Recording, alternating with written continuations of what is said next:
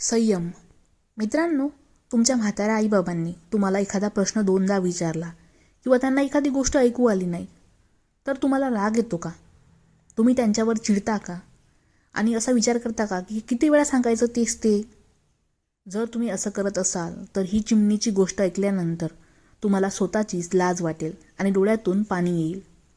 एका बागेत एक 80 वर्षाचे बाबा आणि त्यांचा 40 वर्षाचा मुलगा बसले होते. मुलगा लॅपटॉपवर काहीतरी काम करत होता. तेवढ्यात एका झाडावर एक चिमणी येऊन बसली. बाबांनी मुलाकडे बोट दाखवून विचारलं, बाळा, ते काय आहे? मुलाने लॅपटॉपवरून नजर न हटवता उत्तर दिलं, बाबा, ती चिमणी आहे. 5 मिनिटांनी बाबांनी पुन्हा विचारलं, बाळा, ते काय आहे? मुलगा थोडा वैतागला होता. त्याने बाबाकडे बघितलं आणि म्हणाला, बाबा, मगाशीच तर सांगितलं ती चिमणी आहे. थोड्या वेळाने ती चिमणी उडून दुसऱ्या फांदीवर बसली. बाबांनी पुन्हा निरागसपणे विचारलं, बाळा, ते काय आहे रे? यावेळी मात्र मुलाचा पारा चढला. तो लॅपटॉप बंद करून जोरात ओरडला, तुम्ही म्हातारे झालात म्हणून डोकं फिरलं का तुमचं? एकदा सांगून कळत नाही का? 50 वेळा तेच ते काय विचारताय? ती चिमणी आहे.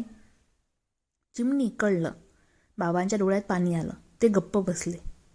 ते हळूच उठले आणि घरात गेले. मुलाला वाटलं बाबा रागावून गेले. थोड्या वेळाने बाबा परत आले. त्यांच्या हातात एक जुनी डायरी होती. त्यांनी ती मुलाच्या हातात दिली आणि एका पानावर बोट ठेवून म्हणाले, हे वाच.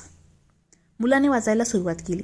ती डायरी 35 वर्षापूर्वीची होती, जेव्हा तो मुलगा 3 वर्षाचा होता. त्यात लिहिलं होतं, आज मी बागेत माझ्या 3 वर्षाच्या मुलासोबत बसलो होतो. समोर एक चिमणी आली. माझ्या मुलाने मला 21 वेळा विचारलं, बाबा, ते काय आहे? आणि मी 21 वेळा त्याला हसून उत्तर दिलं, बाळा, ती चिमणी आहे.